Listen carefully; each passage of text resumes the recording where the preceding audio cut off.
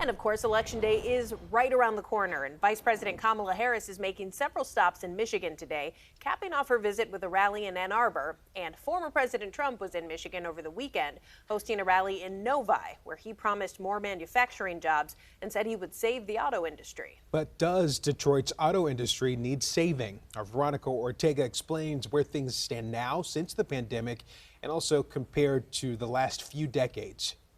On Saturday, former President Donald Trump made this statement to supporters in Novi. I'm proclaiming that by the end of my term, the entire world will be talking about the Michigan miracle and the stunning rebirth of Detroit. He was in part talking about the auto industry and promised to bring back manufacturing jobs to Michigan. But is the automotive industry at risk? The Michigan auto industry is in extremely good shape.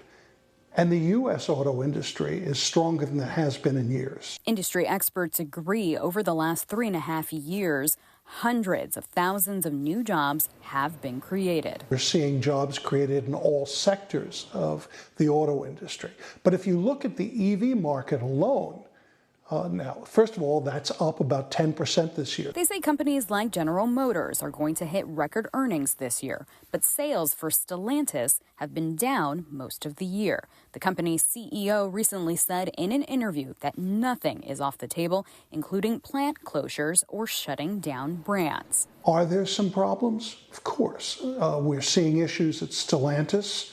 Largely of its own making, it's made a number of mistakes when it comes to product. Last week, the Biden-Harris administration announced a semiconductor plant in Saginaw County is getting a $325 million grant to help it build a new factory.